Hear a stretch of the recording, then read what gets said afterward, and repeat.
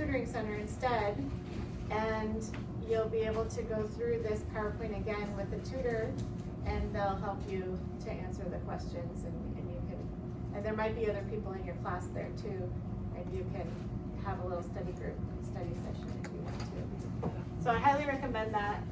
This time is set aside for micro. We just don't have class because of the holiday. So Monday then, a week from today, is when you'll have this exam. And you have an opportunity to do some more unknown testing if needed, if you have time. There's also that Wednesday is the last day for inoculation. So if you're running out of time on your flow chart, we'll talk about it on that day, and you can double up on tests if you need to. And then Monday the 8th, there is an optional final exam, which is comprehensive. And that has the same format as the other ones, 150 questions, has the lab stuff on it too. If you go to that assignment in Canvas, it gives you what to study. You can have 1 page of notes for exam 3, handwritten or typed, one-sided. Handwriting, usually you remember it better, but if you feel like you want to type it, that's fine. For the optional final, you can have 3 one-sided pages of paper. So that will, you can use your other ones if you want to, or you can make 3 new ones, up to you. Just one-sided, typed or handwritten, either way. And that's the last day to read any unknown results because it's due that day. You can turn it in online on Canvas. You can turn it in person on paper if you want to. I would like it typed, please. Any questions about the schedule? All right, so we're going to go through the lab material first, and then we'll go through some of the lecture material. Yeah. Okay, so I think I knocked it up again. I just want to do step 1, 2, and then the results on Monday. So would I turn it in last night? Do 1, 2. Yeah. Oh, 2 more on this day? Yeah, I would see my results that Monday. Yeah, so then you could turn it in that evening. And you can write up your stuff as you go, and you'll just have the ending. And then the fun fact paragraph or whatever. Okay.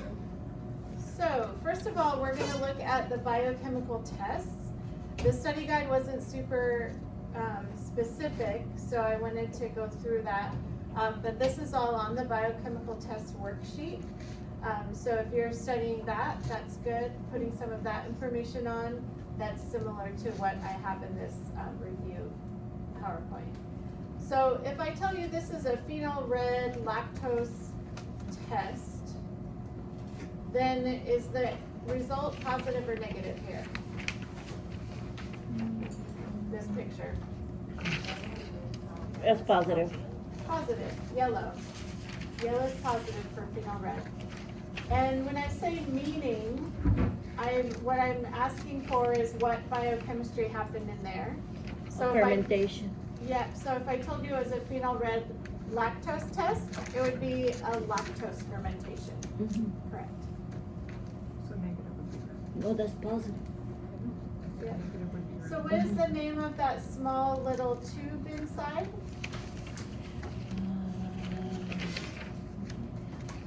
It's a city in North Carolina. The Durham tube. Anyone been to Raleigh, Durham? That's where they're guys from Durham that developed these. So it's called the Durham tube? Durham tube. It's D-U-R-H-A-M. Durham tube. D-U-R-H-A-M. But if I can sound it out, and it doesn't mean something else in biology, then we're good. So negative is red, positive is yellow. Yep. This one is positive, the other one would be red or orange. That's negative. Or pink, negative. Yeah. Okay. There are 2 tests in the MRVP tube, methyl red Vogue's Pro Scour. What was the first one? Bobo red. Methyl red, Bobo red, yeah. MR, methyl red. And then VP, Vogue's Pro Scour. And for the methyl red, if you've got red, it means there was mixed acid fermentation. Again, this is on your biochemical test worksheet. Mixed acid fermentation. Red after the VP reagents means 2,3-butane-diol fermentation.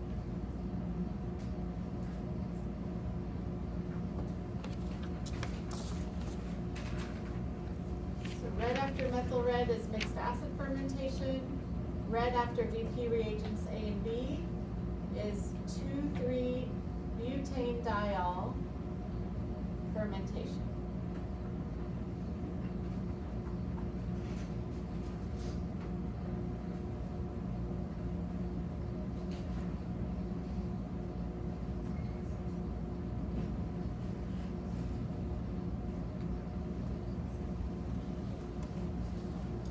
Okay, did anybody do the catalase test? I did. You did? What reagent did you use? Peroxide. Peroxide, yep. So the peroxide for catalase is, or Bubble. the reagent for catalase is hydrogen peroxide. And positive, it bubbled. Positive, it bubbled. And so what is the gas in that positive result? Carbon. Nope, so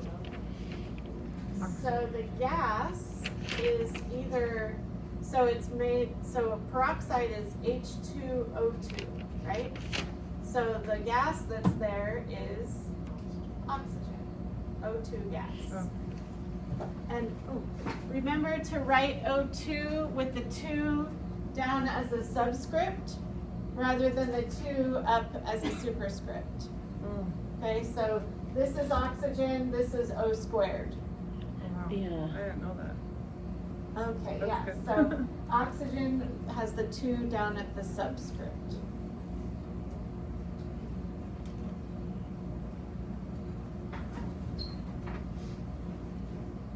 Okay, so, or you could just write oxygen and then you don't have to worry about the symbols. Okay. Maybe I I'll do that. remember putting that on your test, this, as 6 points.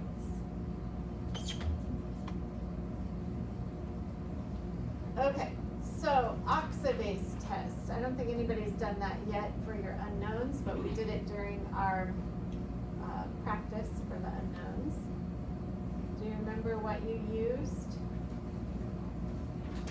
Yeah, the swab, the oxy swab.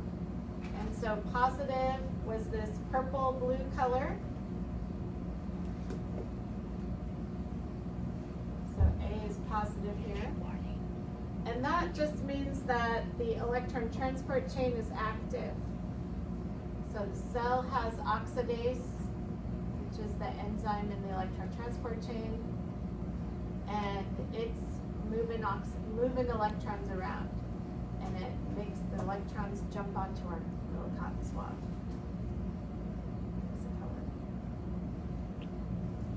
So the electron transport chain is active. That's what it means. That's the biochemical meaning. Yeah. The electron transport chain is active. Yep. Yeah.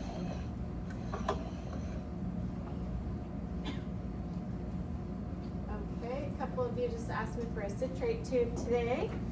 If you see blue, is that going to be positive or negative?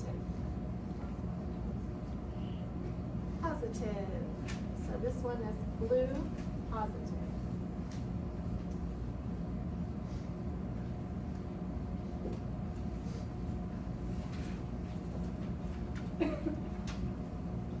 Okay, so the decarboxylation test had the black tops, and they were purple or yellow.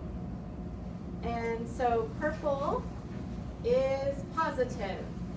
Luckily, purple is positive most of the time in our lab.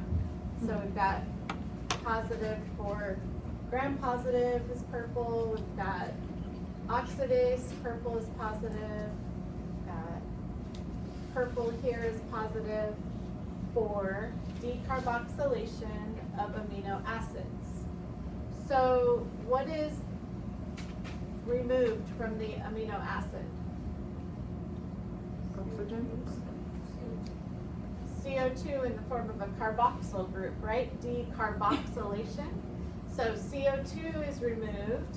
So why do we add the mineral oil? Seal it, yep, to keep the CO2 in, so it reacts with the indicator. So rather than keeping air out, we're actually trying to keep gas in for this one. So to trap the CO2 in? To trap Yeah. the CO2, yep.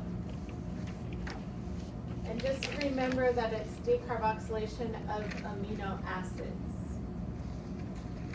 So that's what's being decarboxylated, is the amino acids. So, and what's being, or but the CO2 is what's being removed? Yeah, so a carboxyl group is carbon and two oxygens, Okay, and so that's CO2. okay.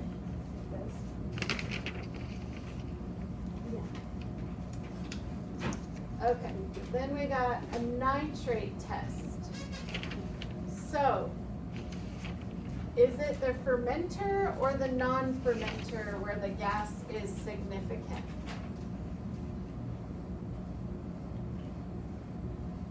Gas is significant for the nitrate test in which? A fermenter or a non-fermenter? This is on the bottom of the front side of your chemical test paper. To know the gas is insignificant, fermentation does not signification. Significant in a non-fermenter, right? It might be nitrogen gas in a non-fermenter. So it's good to know if the organism's a fermenter, to know if the gas is significant. And gas is only significant in a non-fermenter. Say it one more time. Yep, so it's Okay. good to know if the organism's a fermenter, to know if the gas is significant. Thank you. So it is significant in a non-fermenter, because it means it's probably nitrogen gas. Fermenters make other gases.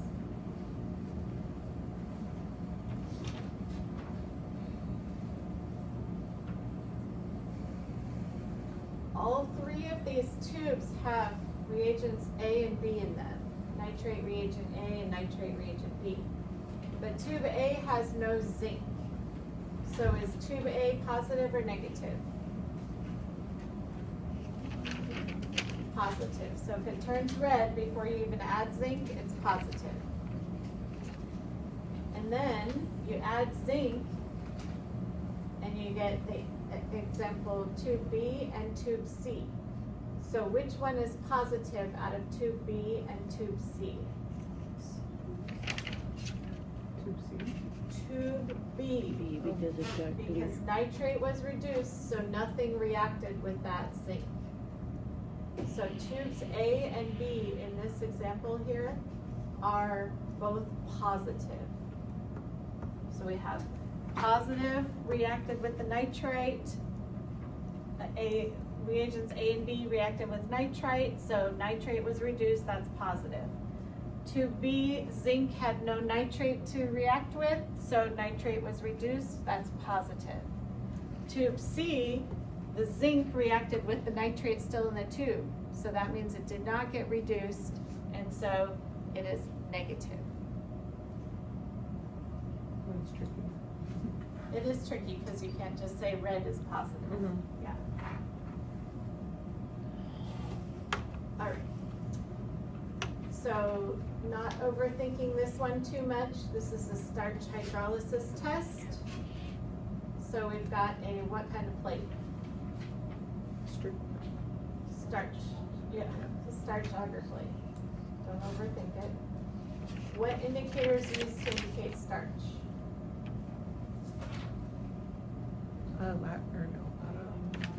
iodine. Yeah, iodine's the indicator. Water just didn't. So iodine. And is A positive or B positive? A. A is positive. So this side is positive because there's a halo there. It's a starch agar plate. you said? Starch Yeah, agar plate. Yep.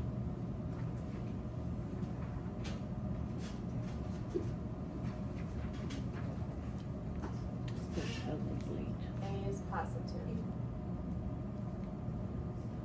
Same sort of thing. What is casein? It's in Protein milk. Yep, milk. It's protein that's in milk.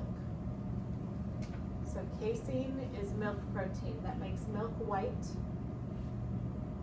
I think that's on your test. Mm. Nope, I know it's on your test, because I wrote it. 2 points. Casein is milk protein that makes milk white.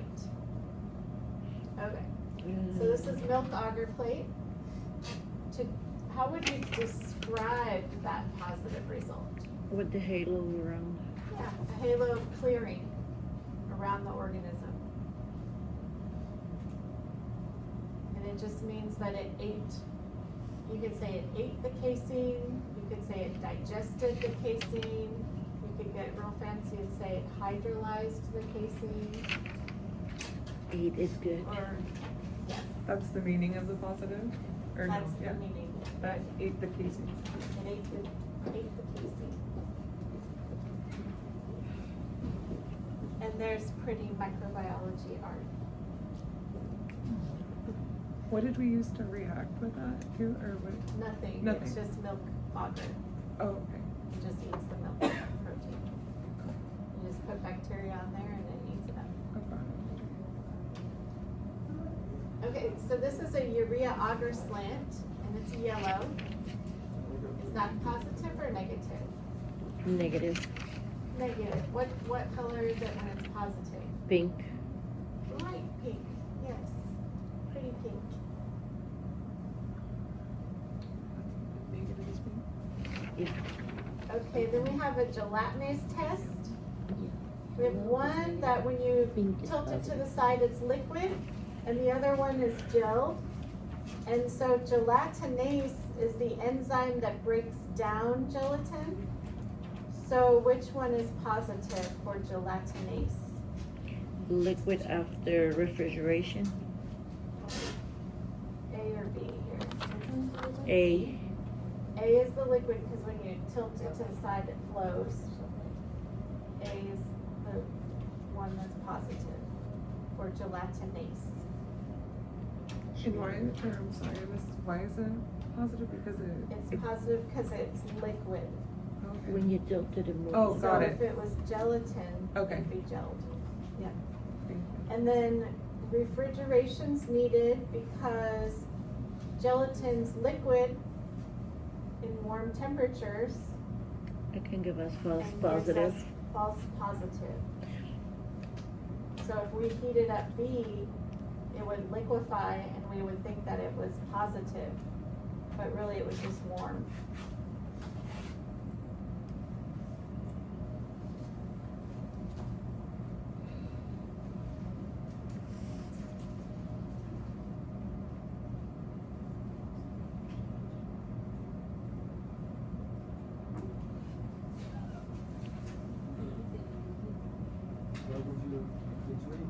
Refrigerating because gelatin melts at warm temperatures. And that would give you a false positive. That sounds so medical, doesn't it? False positive result. Makes sense. That's when they give you a jello shot. Yeah. It's just so. You're so- Okay, what are the 3 tests in here? So we've got the S is for sulfur reduction. Sulfur So reduction. sulfur is reduced. Which came first, the name of the test or That's for the H2S production. Sulfur reduction. H8 production. Separate, and then they realize. And they're independent tests. And that one is positive because it's red in the top. So of the sulfur reduction, indole production. So indole gets made, sulfur is reduced. Okay, sulfur reduction, indole production, That's the I. that's the I. Motility is the M.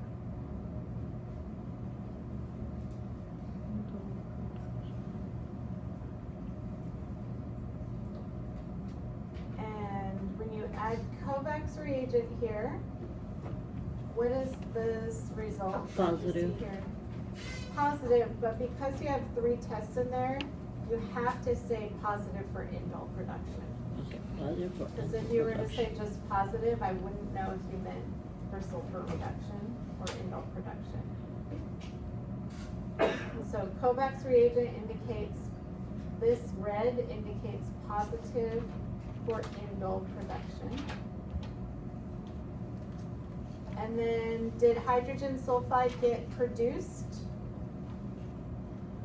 No, what would that look like? Yellow. Black in the tube. That was it, what, it'll be like it, Black in the tube for sulfur production. okay. I don't think I wrote down my notes, is that Yes, just I know. not. Nope, that's just You're right right. out of the ink. Very good. I know. And God bless her. God bless her. Black means sulfur production. Black means sulfur reduction. Reduction. Or hydrogen sulfide production. Because when sulfur gets reduced, hydrogen atoms are added, so then it's hydrogen sulfide.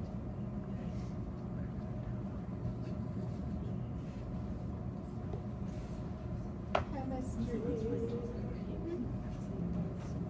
Okay, we're almost to the end of these litmus milk tests. Last year. Partial appears as like a blue purple, and full protein hydrolysis is a clear liquid in the tube. So you either have a purple blue color for partial protein hydrolysis or clear liquid for full protein hydrolysis. So partial's purple, yeah. Full is yellow. Yep, partial is purple, full is like clear liquid. Mhm. This picture is kind of,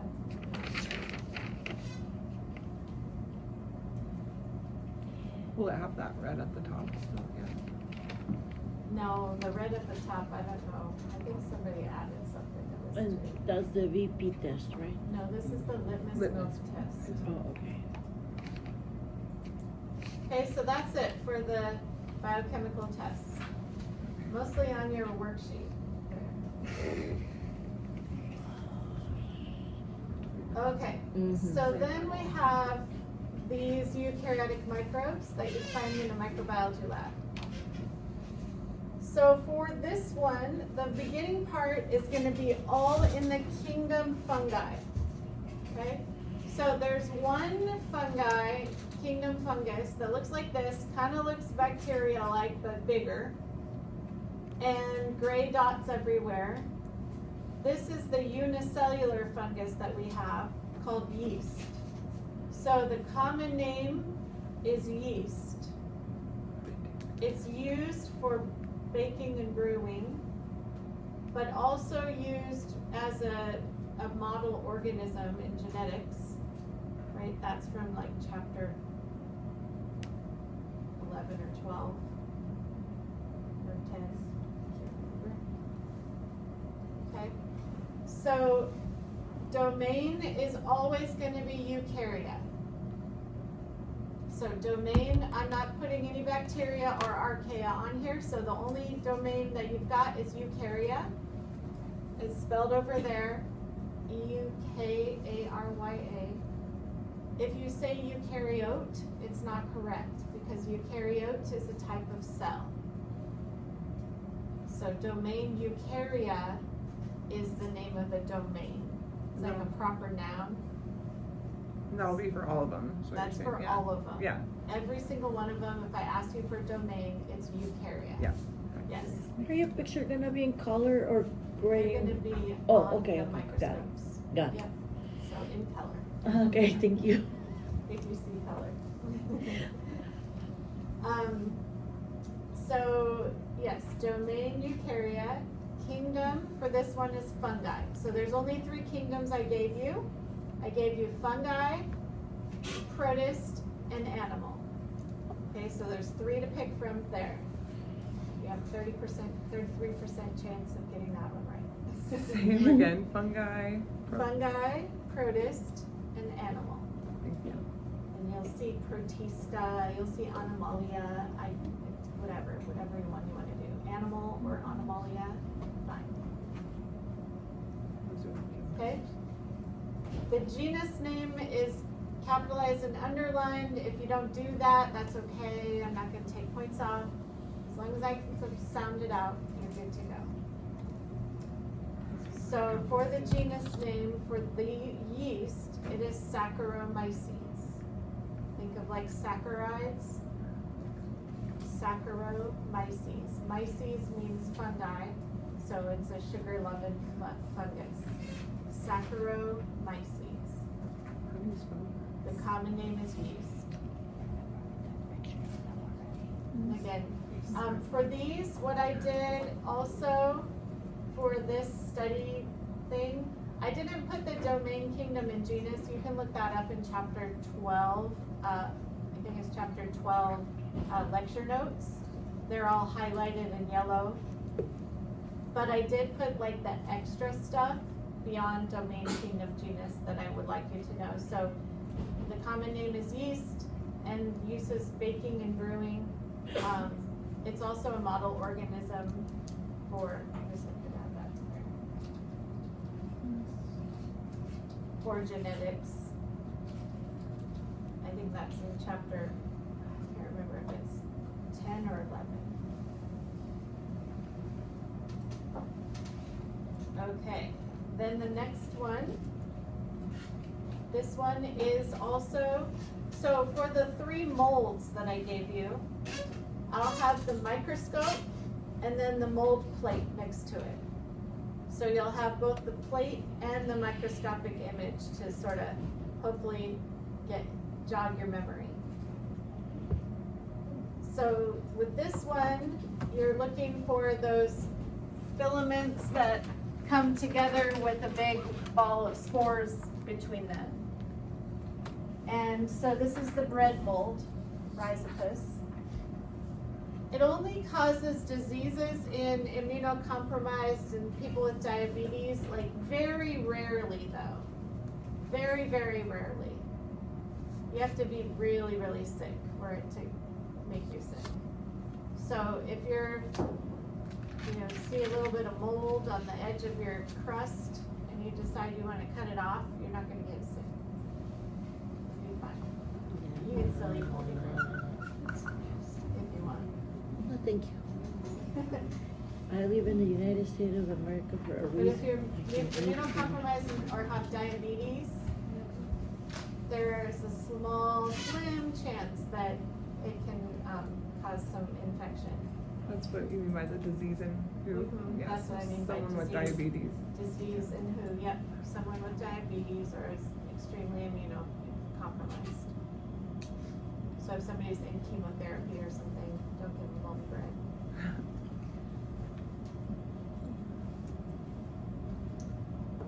Okay, then we have this one here is the Aspergillus.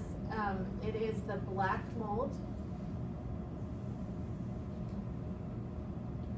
So the common name. So you can see there's like black in the background of this mold's plate.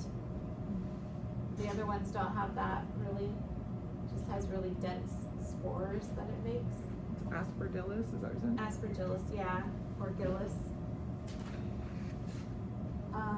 Foods it's associated with are soybean production, soybean fermentation, so like soy sauce, tofu. It helps in that process of producing that. Yeah. Peanut toxins, so if you get a moldy peanut, that actually makes a toxin that can make you pretty sick, so you wanna spit that out. Don't eat the peanuts that are moldy. You just murdered soy sauce for me. Oh, soy sauce, No. it's just part of the production, it's taken out after the soybeans have been fermented. Low sodium. Drink. It's like, kombucha, like regular yeast. I know. Yeah, kombucha is like regular yeast, and there's bacteria in there too. Preservative, it makes a citric acid, so that's a preservative we use. And then it does cause some pulmonary disease, like black mold in your house, no bueno. You Yeah. don't wanna have that in your house.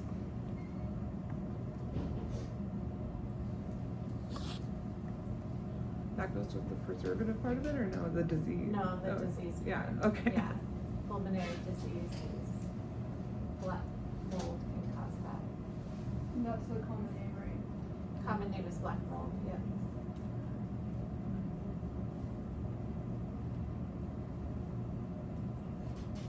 To be clear, so if they fermented in the soya sauce, and the soya, it's good for the soya sauce. Yes. She's. Yeah.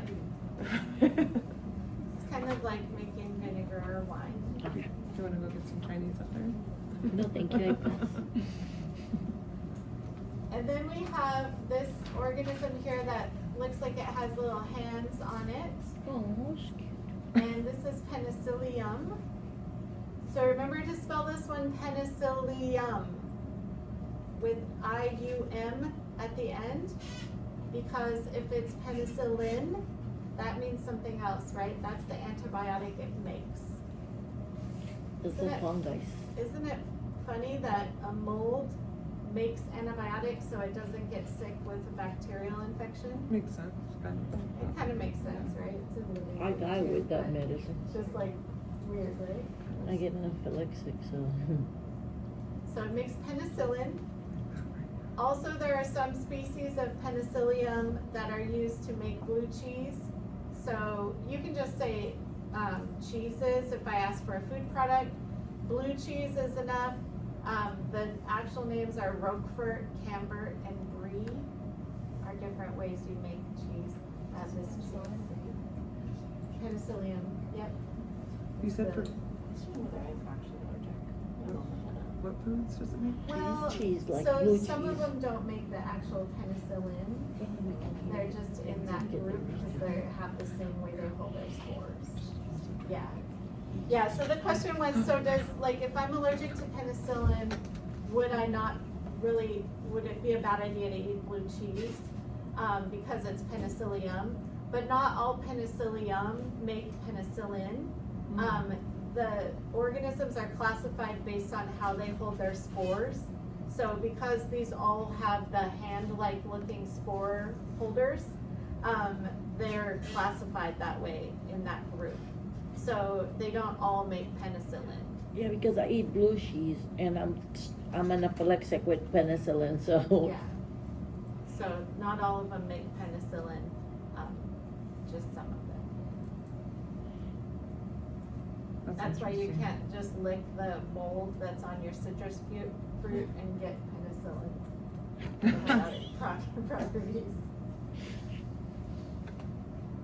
I mean, there's all kinds of people out here, okay, so now we're in the protist kingdom. So we have the three molds and the yeast in the fungi kingdom. That's it. Then we have a lot of protists. So it's a good guess, if I'm asking for kingdom and you're not sure what it is, to guess protist. Okay, that's a good guess, because there's more protists than others for that answer. Yes? Are we also kind of, because she's got, these other ones don't make food? Or is there some Yeah. that make food? No, we don't. Well, we use diatoms in canning, because it has pectin, which kind of is a solidifier. So this one, when I say lifestyle, I mean it's colonial, so it makes a colony. This is called Volvox. It's actually a circle of cells, but because it's in a prepared slide, it gets squished, so it looks like a little Pac-Man kind of. On a happy face. And a happy face, yeah, I think that one's cute. Upside down, happy face. So when we look in the microscope, we're looking for the blue one, right? Yeah, you're looking for the little circles, the circles of cells that are all. Yeah, but they will be blue or They're red? kind of green. Greenish? But some of them, I think they had, I have a few slides where they're stained different colors.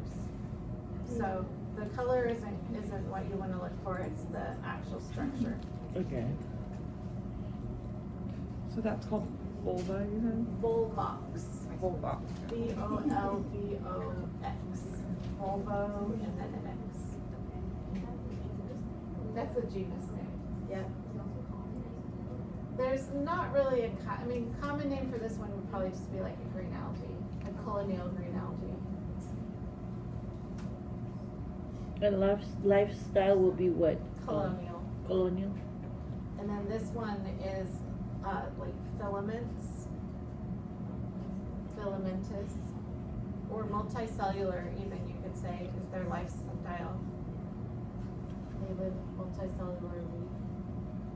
So again, domain is eukarya, kingdom is protist, genus is the Spirogyra, and you can see the spiral like arrangement of the chloroplasts. They're kind of like in a spiral.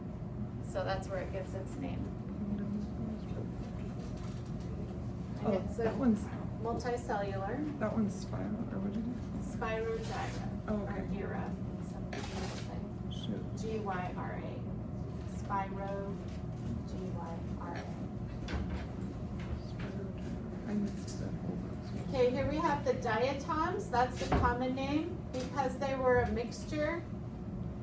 We didn't have a genus name for these. Okay. There's a large variety of products that diatoms are used in. It's the sparkle of sandpaper. They're used in canning as pectin, which is sort of like a solidifying agent, sort of like agar. And they're used in toothpaste as like the abrasive stuff. Diatomaceous earth, that just is like helps soil addition, helps your soil a little bit, aeration. So lots of different products you can name for this one. Okay, now I have this in the middle here just because we see these cysts versus eggs and trophozoite. So the trophozoite is the feeding stage. The cyst, it kind of looks like an egg, but it's actually diploid. It has a nucleus inside. And then, and it's in the protist kingdom. So cysts are in the protist kingdom.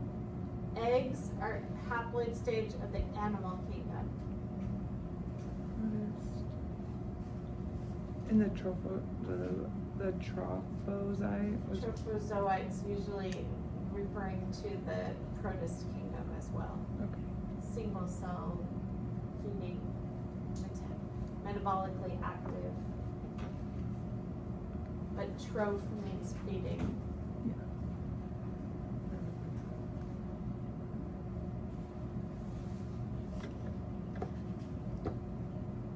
Okay, so here is in the protist kingdom still, domain eukarya, protist kingdom.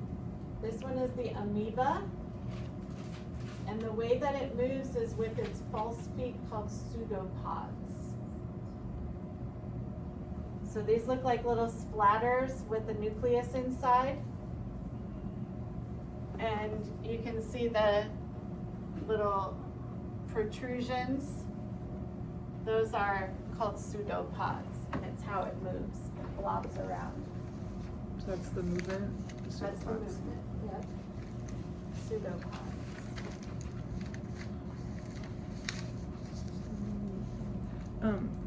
Sorry to go back to, but it was trophozoite cyst, and then what was the last one? Egg. Egg, thank you. From animals.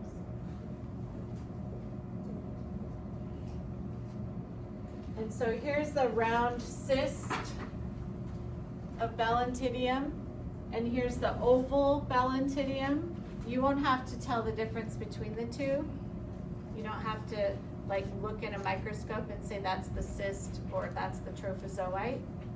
That would just be like a tell the difference between kind of question, the trophozoite and cyst piece, or cyst and egg.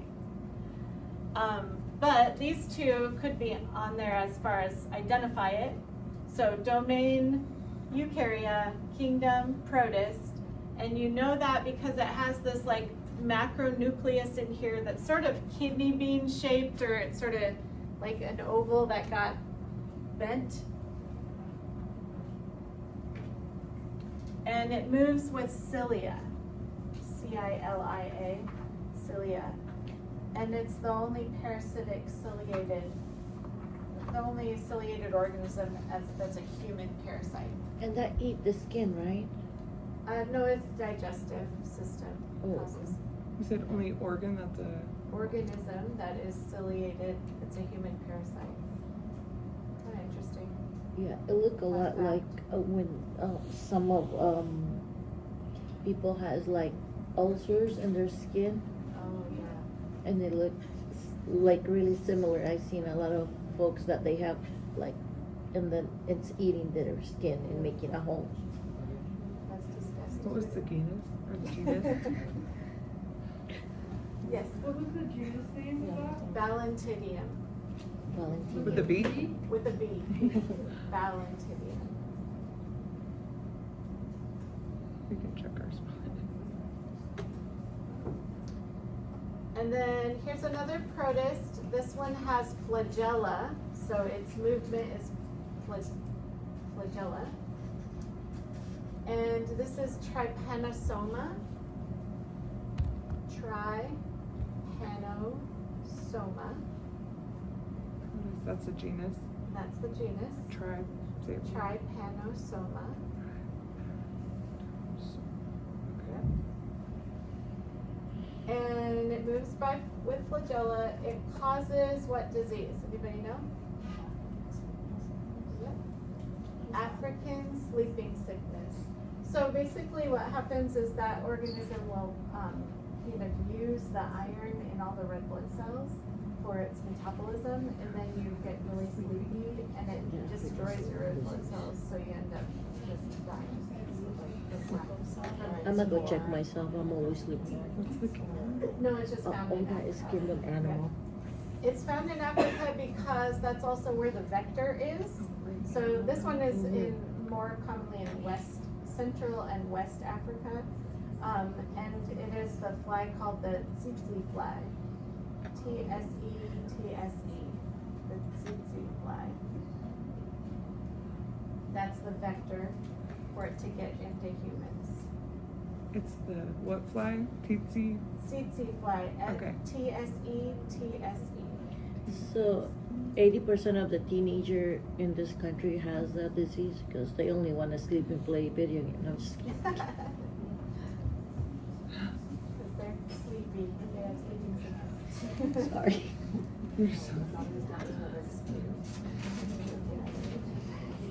Okay, here we're still in the protist kingdom, and this genus name is Plasmodium. Plasmodium. And Plasmodium causes what?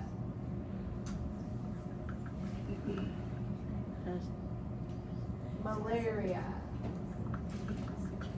So this is the organism that causes malaria, and it is brought to you by a mosquito.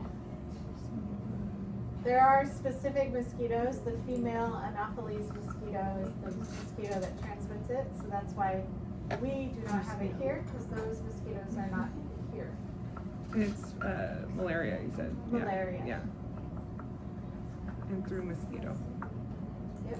Is it just those two centers and then the rest are red blood cells? Yeah, so all these are red blood cells, and then all these like purple things here Are the are infected different, cells? are the infected cells, and those are two that are like advanced infections. What was the genus? Genus? Plasmodium. Oh, okay. What was the full name or domain? Oh, sorry. Okay, that's what it is. Plasmodium vivax is the Yep. full name, but you don't have to know it. Okay, thank you.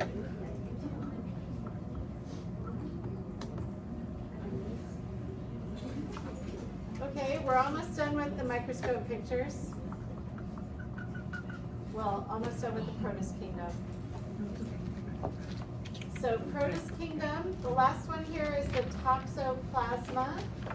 That's the last one, yeah. Last one here is the toxoplasma. That's the genus name, toxoplasma. And it is spread through cat feces. Ew. Indoor, outdoor cat feces.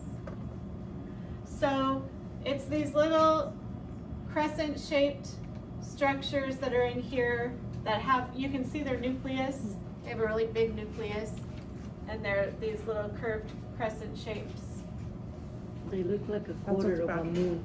That's what pregnant women have to avoid, Yep, right? avoid, because they do, if they're in your system and you're Yeah. pregnant, they'll cause stillbirth. You said they have the little nucleus? Is that what you said? Yep, Yeah. they have like a little nucleus inside there. You can kind of see them. So how a human can get infected with it? You can inhale them when you're in the dust of the cat box. Oof. Yeah. So, All right, no I cats love for cats. me. I'm a litter box person. Okay. I'm not. Anyway. okay, now we're in the kingdom, the animal kingdom. And we're gonna look at 3 eggs and 1 head of a parasitic worm. Okay? So the animal kingdom, we're looking at the eggs. This one is the egg of schistosoma. So schistosoma here, kind of looks like a shark. Schistosoma, the shark, because it has the little spike on it. And it also, the common name is a fluke. So if you think of like the tail fluke of a whale, I think of like sharks and whales and all that when I think of schistosoma and identifying it. Because it looks like a little shark and its common name is fluke, which is sort of like a big ocean animal name. And this is the egg.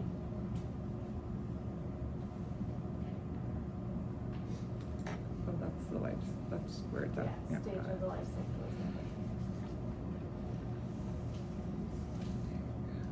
And then here's one that domain eukarya, kingdom animal, genus Taenia, Tamia?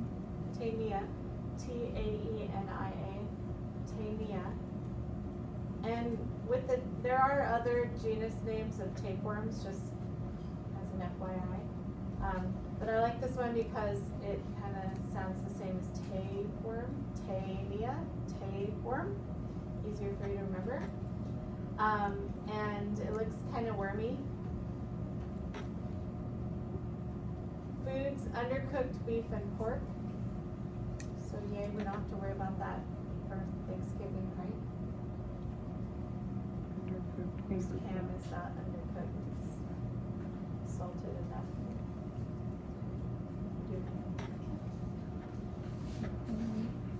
And the name of the head of a parasitic worm is a scolex.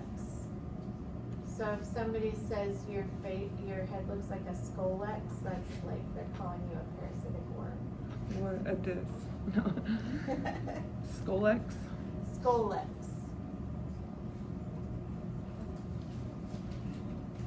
What did she say the domain was? What was the domain? Domain is eukarya. You carry it. Okay. Duh. Sorry. That's okay. I'll try to remember that for Doing the a lot test. here. Yeah, you can remember that on Monday. So now we have 2 other eggs. I'm gonna actually move them up to here. domain eukarya, kingdom animal, and then these are the two genus names, Ascaris or Enterobius, and the common names, roundworm and pinworm. And you can see the roundworms are round. Pinworms are more elongated ovals.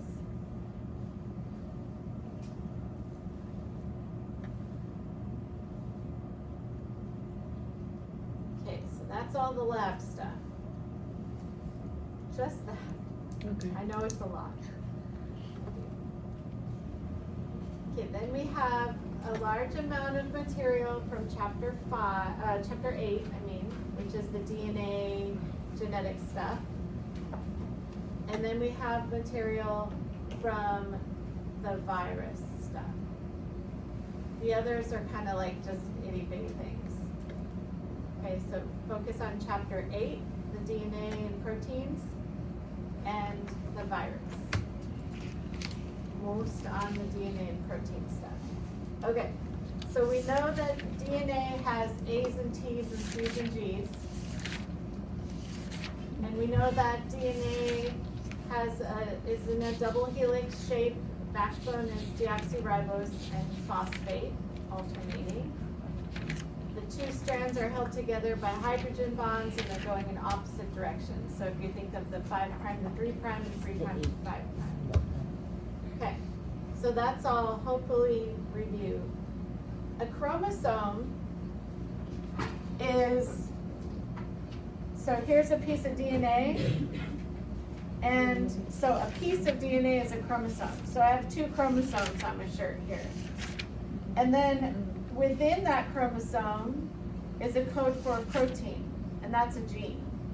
So a gene is a piece of a chromosome that codes for proteins. So that's kind of the difference between the chromosome and the gene. So the gene is located on the piece of the DNA? Yep. So the gene is located on a piece of the chromosome, on the piece of DNA, which is a chromosome. Yep. And the 2 strands, so maybe I have the green strand and the blue strand, are anti-parallel. So if they would have put 5' and 3' on here, we'd have a 3 and a 5 on one end and a 5 and a 3 on the other end. Anti-parallel. And this is because they're prokaryotic, right? Okay. Another one to really get down here is the difference between vertical gene transfer, that's between generations. So baby cells and parent cells, that's vertical gene transfer, when you're transferring your genes to the next generation, to the offspring. And so this could be the binary fission, it could be mitosis, or it could be meiosis in preparation for sexual reproduction. So mitosis is with eukaryotes when you're just making another cell of the same kind. So a lot of the protists that are single cell do that. Yeast does that. So a lot of cells do that for replication, for vertical gene transfer. And binary fission is what bacteria do for vertical gene transfer. So eukaryotes do mitosis and meiosis, and prokaryotes do binary fission for vertical gene transfer. Horizontal gene transfer, I mainly talked about with bacteria. So one of the ways they can do that, they're transferring information, DNA pieces, from one cell to another cell. So usually with horizontal gene transfer, it's within the same generation. But it's not for replication. It's not for making a whole new one of yourself. It's for sharing DNA with somebody else. Okay? So horizontal gene transfer, you're sharing DNA to others that are already born. Yeah. So it can happen when DNA is passed between cells of the same generation? Yep, same generation. Really, you can pass it to ones from other generations. It's just you're not making new cells of yourself. Okay. So this can be done in bacteria through conjugation and passing a plasmid over via a tube called a pelvis, or transduction, which is the DNA that's in a virus called a bacteriophage. That's a virus that infects bacteria. Will inject DNA into that bacterium.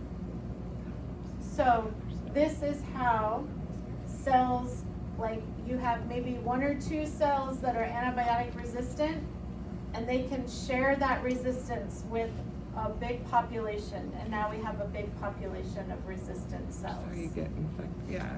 Yeah, super bugs there. Everybody's resistant then. So this is, that's an example of horizontal gene transfer, when they're sharing their superpowers. Okay, so bacteriophage is a virus that infects bacteria, and it can be used for transduction, or giving genes to a cell. All right, so with DNA synthesis, if you're copying your DNA, is that horizontal or vertical gene transfer? You copy your DNA so that you It is can vertical. divide your cell, right? So divided and pass DNA to So its dividing your offspring. cell is vertical gene transfer. It's the Okay. offspring So if- reproduction. If cells are dividing and new cells are being made, that's vertical gene transfer. So if you're doing DNA synthesis, like this here, where you open up your DNA, maybe the first DNA was all blue, and then you open it up and you build the green side. And so they made a copy of the DNA. So when you're copying DNA, you're opening up the DNA and it's going to, the DNA polymerase is going to read the DNA strands to build another piece of DNA. There's a leading strand which is built continuously. The lagging strand is behind because in the building process, because it has to stick together the Okazaki fragments. So it's built in pieces and then glued together, and so it takes longer. That's why you have a strand that gets built faster than the other.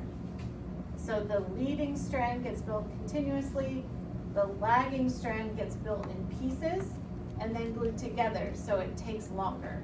That's why it lags.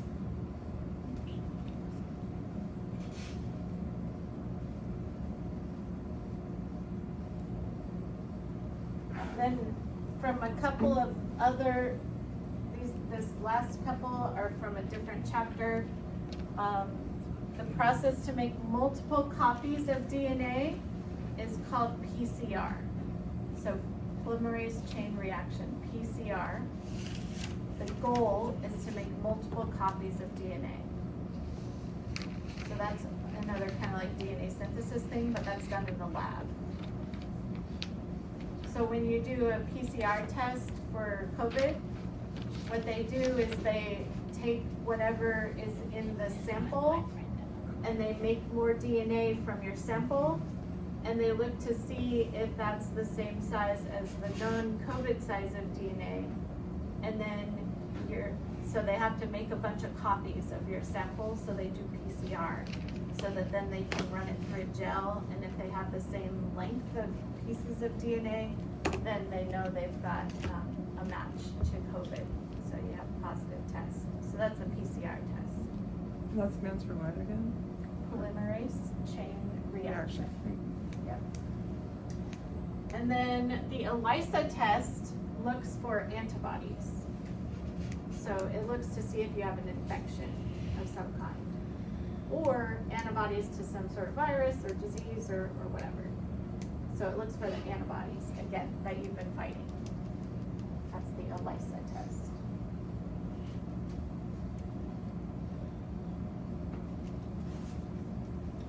Okay, then there's protein synthesis as a big chunk of that chapter 8. You should know that transcription is when you have DNA and that makes messenger RNA. translation is messenger RNA is made into amino acid sequence or proteins.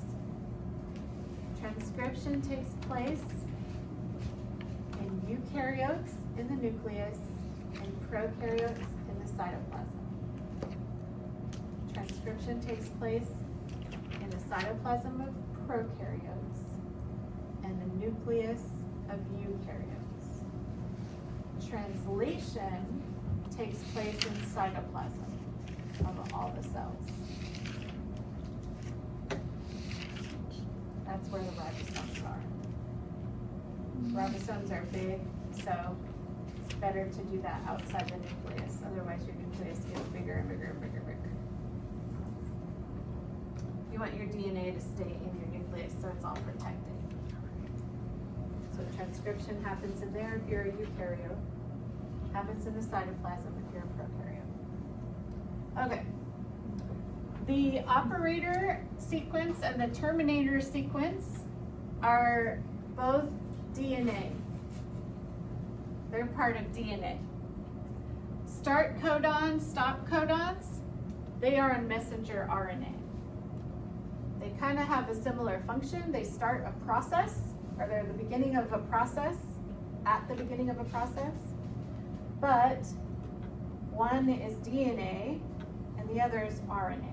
So operators and terminators are on your DNA sequences. They're operators part of the operon.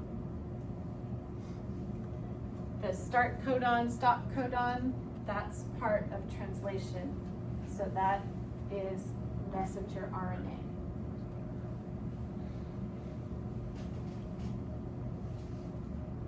So that language is pretty important if you're explaining the processes which you will be asked to do. So this is your big 30-point question.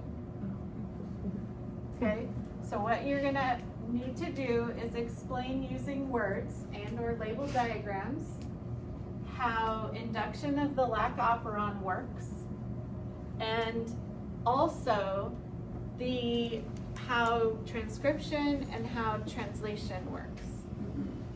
So you have lactose, which removes the inhibitor or repressor protein from the operator.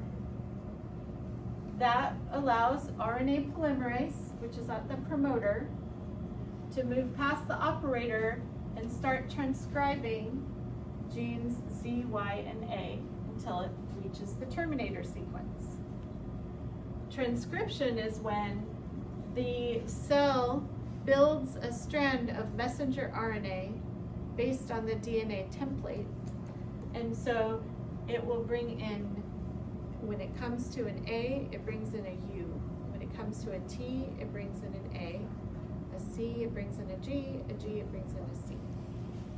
That messenger RNA elongates, and then the ribosome attaches to that messenger RNA and starts to read it in codons,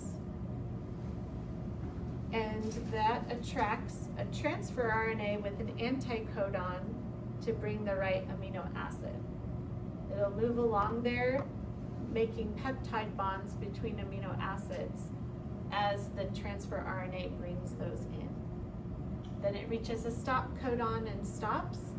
The proteins fold into their enzymes, the 3 enzymes that it coded for. That's it.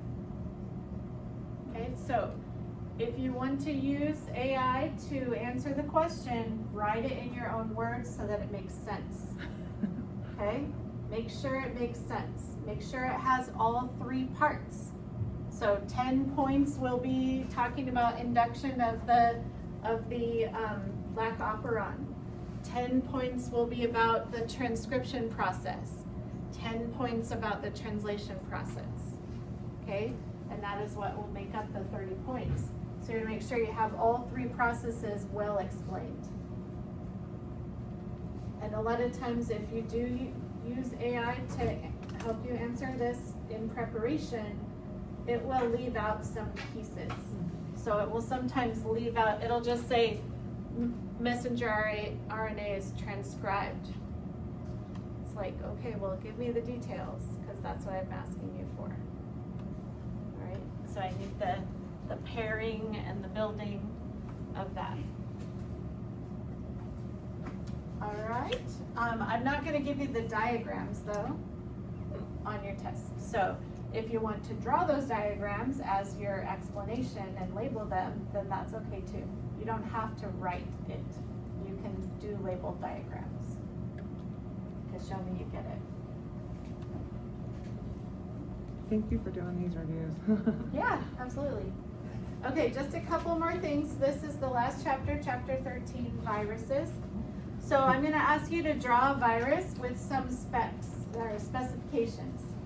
So if I ask you to draw an RNA virus, you wanna make sure that you include AUCG somehow. So you could make it so it was like, so if I asked you to put all these things, so an RNA, you could put like a little squiggle and put AUCG and then keep squiggling like that. That would be fine to show me that that's our RNA instead of DNA.